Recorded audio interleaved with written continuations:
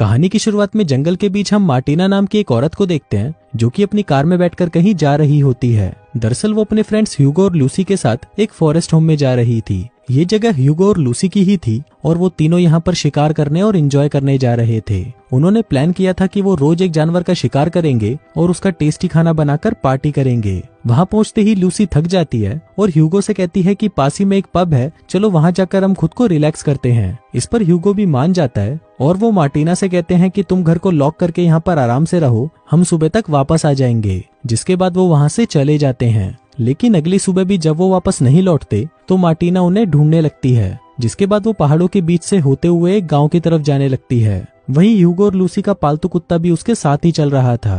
तभी अचानक वो कुत्ता भौंकने लगता है और वहीं पर रुक जाता है। फिर जब मार्टिना आगे बढ़ती है तो वो किसी चीज से टकरा जाती है। वो ये देखकर हैरान थी कि वहाँ पर तो कुछ भी नहीं था, तो उसे आखिर रोक क्या रहा है। वो ऊपर हाथ लग तो उसे पता चलता है कि उस जगह पर एक इनविजिबल दीवार है जो किसी को दिखाई नहीं देती, लेकिन वो बहुत मजबूत है। अब मार्टिना बहुत कोशिश करती है, लेकिन ना तो वो उसे तोड़ सकती थी और ना ही उसे पार कर सकती थी। अब कुछ देर दम लगाने के बाद वो वहीं थक कर बैठ जाती है। जिसके थोड़ी देर बाद वो फिर कोशिश करती है लेकिन नाकामयाब रहती है। कुछ घंटों बाद वो घर वापस जाने का फैसला करती है और कुत्ते को लेकर वहाँ से जाने लगती है। अगले दिन सुबह वो फिर से उसी जगह पर जाती है, ये देखने के लिए कि कहीं ये उसका भ्रम तो नहीं था और वहाँ पर सचमुच में कोई दीवार है भी या नहीं। लेकिन इस बार भी वो उस जगह को क्रॉस नहीं कर पाती। अब ये देखकर उसे डर लगने लगता है। फिर जब वो वापस घर लौट रही होती है तभी वो रास्ते में एक बूढ़े कपल को देखती है जो कि वहाँ पर कुछ काम कर रहे थे। अब उन्हें देखकर मार्टिना को थोड़ी तसल्ली होती है और वो उन्हें आवाज लगाकर बुलाने लगती है। लेकिन जब वो उनके पास पहुंचती है तो वहाँ पर उसे कोई इनविजिबल दीवार रोक रही होती है, जिसका मतलब था कि यहाँ पर भी एक इनविजिबल दीवार है।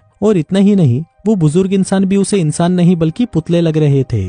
लेकिन फिर जब मार्टिना उन्हें दूरबीन से देखती है तो उसे पता चलता है कि वो इंसान ही है जो वहाँ पर फ्रीज हो चुके हैं। मार्टिना को लगता है कि इस इनविजिबल दीवार की दूसरी तरफ सभी लोग मर चुके हैं। जिसके बाद वो इन्हीं सबको देखकर अपना टाइम पास करने लगती है। फिर रोज की तरह ही वो एक दिन जंगल में चल रही होती है कि अचानक उसे एक गाय दिखाई देती है जो उसी की तरफ आ रही थी। अब पहले तो मार्टिना डरकर उससे दूर चली जाती है, लेकिन फिर वो अपने अकेलेपन के चलते उस गाय को भी अपने साथ अपने घर ले जाती है। अब वो गाय रोज दूध देती है, जिससे मार्टिना अपनी चाय और कॉफी बना लेती है। जिसके बदले में वो उस गाय के लिए बहुत सारी घास काट कर लाती है और काफी मेहनत करके उसकी देखभाल करती है। एक दिन मार्टिना अपने घर के पीछे वाले रास्ते से अपनी कार लेकर जा रही होती है कि तभी कुछ ही दूरी पर उसकी गाड़ी किसी चीज से टकरा जाती है। मतलब वहाँ पर भी कोई इनविजिबल दीवार थी। वहीं से 20 फीट की दूरी पर एक और कार भी ऐसे ही खड़ी हुई थी, जिससे मार्टिना अंदाजा लगाती है कि इस दीवार की थिकनेस लगभग 20 फुट है। अब उसके लिए इम्पॉसिबल था कि कैसे उस दीवार को तोड़ा या हटाया जाए जिसे वो दिखाई तक नहीं दे रही थी। उसे तो ये भी पता नहीं था कि ये दीवार कहाँ शुरू होती है और कहाँ खत्म। अब ये देखकर मार्टिना मायूस हो जाती है कि वो कभी भी इसे क्रॉस नहीं कर पाएगी। जिसके बाद वो वापस घर लौट आती है।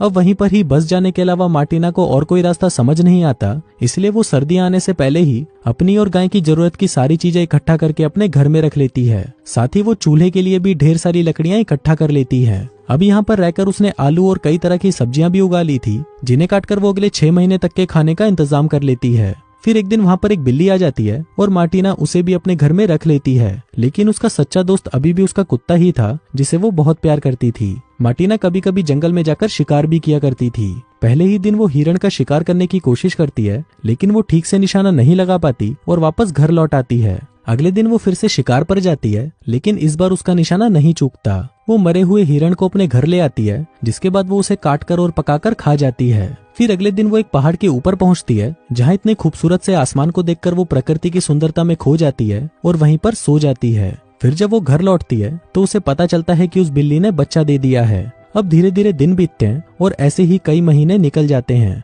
मार्टिना की जिंदगी बहुत ही आराम से कट रही होती है। लेकिन एक दिन अचानक बहुत तेज तूफान आता है और बर्फ गिरने लगती है, जिसके चलते वो बिल्ली का बच्चा ठंड से मर जाता है और मार्टिना दुखी होकर उसे दफना देती है। मार्टिना अपने रोज के एक्सपीरियंस को एक डायरी में लिख रही थी ताकि वो अपने इन दिनों को कभी भूल ना पाए। और बाहरी दुनिया से इस तरह से दूर रहते रहते उसे डर लगने लगता है कि कहीं वो पागल ना हो जाए। उसके पास एक ही डायरी होती है जिसके भर जाने तक ही वो उसमें लिख सकती थी, और जब वो डायरी भर जाएगी तो उसकी कहानी भी वहीं खत्म हो जाएगी। कुछ ही दिनों में बाहर बर्फबारी बहुत ही तेज हो जाती है और अब मार्टिना घर में बंद होकर रह जाती है। उसके पास खाने पीने की सभी चीजें घर पर ही थी, इसलिए वो कुछ न कुछ पकाकर खा लिया करती थी। लेकिन वो कहीं बाहर नहीं जा सकती थी और सारा दिन घर में ही बंद रहती थी। इसी बीच उस गाय का बछड़ा भी हो जाता है और मार्टिना डिलीवरी में उस गाय की मदद करती है और बहुत ही मुश्किल से उस बछड़े को बाहर निकालती है। अब मार्टिना उस बछड़े को भी संभालती है, जिसके बाद देखते ही देखते सर्दियों का मौसम भी चला जाता है। उसकी डायरी में 25 में लिखा होता है, जिसमें मार्टिना लिखती है कि इस जंगल में रहते हुए 1 साल बीत चुका है और इसकी एनिवर्सरी मनाने में पहाड़ पर जाने वाली हूँ। जिसके बाद वो कुत्ते को लेकर पहाड़ पर जाती है और शाम तक अपना टाइम वहीं बिताती है। वो सोचती है कि जो हो गया सो हो गया, आज से मैं एक नई जिंदगी की शुरुआत करूंगी। जिसे सोचकर वो घर लौटती है और अब वो पहले जैसी मायूस नहीं होती। जिसके बाद वो अपनी डायरी को पढ़ने लगती है। अब और वक्त बीतता है और कई साल गुजर जाते हैं। जिसके बाद एक बार फिर से सर्दियों का मौसम आता है और मार्टिना उसका सामना आसानी से कर लेती है। फिर बसंत का मौसम आता है, जहां मार्टिना एक सफेद कौवे को देखती है, जो कि थोड़ा घबराया हुआ था क्योंकि बाकी के काले कौवे उसे भगा रहे थे। उसे देखकर मार्टिना को लगता है कि ये कौवा भी मेरी तरह है, जो कि जंगल में अकेला है और बाकी लोगों से उसका कोई संबंध नहीं। लेकिन फिर भी वो घबराकर भागा नहीं, बल्कि उसने अपनी जिंदगी के असली मकसद को समझा और उसे खुशी खुशी अपनाया। अब उस कौवे में अपने आप को देखकर मार्टिना को उससे हमदर्दी होने लगती है। वो उस कौवे को खाना देती है और कुछ दिन यूं ही बीत जाते हैं। अब मार्टिना धीरे धीरे अपनी पुरानी जिंदगी भूलने लगी थी। एक दिन वो अपने कुत्ते के साथ पहाड़ से लौट रही थी, लेकिन जब वो नीचे जाती है तो वो ये देखकर शॉक्ड हो जाती है कि एक पागल आदमी उसके गाय के बछड़े का सिर काट रहा होता है। उस आदमी को देखकर लग रहा था कि शायद वो भी मार्टिना की तरह ही उन दीवारों के बीच में फंस गया था, लेकिन वो मार्टिना जैसा सुलझा हुआ आदमी नहीं था, बल्कि वो यहाँ पर अकेले रह रहकर पागल हो चुका था। अब उस आदमी को ये सब करता देख मार्टिना बहुत डर जाती है और वहाँ से भागने लगती है। तभी उसका कुत्ता उस आदमी पर अटैक करने लगता है, लेकिन वो आदमी उसे भी मार देता है। अभी देखकर मार्टिना पीछे के दरवाजे से घर में जाती है और अपनी बंदूक लेकर आती है, लेकिन तब तक बहुत देर हो चुकी थी और वो बछड़ा मर चुका था। अभी देखकर मार्टिना को बहुत गुस्सा आता है और वो उस आदमी को लगातार शूट करके उसे मार डालती है। वो उस बछड़े के पास जाती है जो कि मर चुका था, जिसके बाद वो अपने कुत्ते के पास आती है और उसे गोद में लेकर रोने लगती है। फिर मार्टिना उस पागल आदमी की लाश को घसीटते हुए उसे पहाड़ से नीचे फेंक देती है। जिसके बाद वो उस बछड़े और उस कुत्ते को भी दफना देती है और उसका अंतिम संस्कार भी करती है। जिसके बाद से वो अपनी अकेली जिंदगी को फिर से अपना लेती है। वो अपनी गाय को घास चराने लेकर जाती है, जिसके साथ ही वो आलू और कई तरह की सब्जियां उगाती हैं। जिसके बाद दोबारा सर्दियों का मौसम आ जाता है। फिर एक दिन वो अपनी डायरी में 25 फरवरी को लिखती है, जो कि इस डायरी का आखिरी पन्ना होता है। इसके बाद अब जो भी होगा वो उसे लिख नहीं पाएगी। उसे उन बातों को अपने दिल में ही रखना होगा और बाकी की जिंदगी इस उम्मीद में बितानी होगी कि शायद वो कभी यहाँ से निकल पाएगी। उसके चारों तरफ की ये इनविजिबल दीवार गिर जाएगी और वो जंगल वाला रास्ता वापस से खुल जाएगा। अब उम्मीद रखने के अलावा वो और कुछ नहीं कर सकती थी।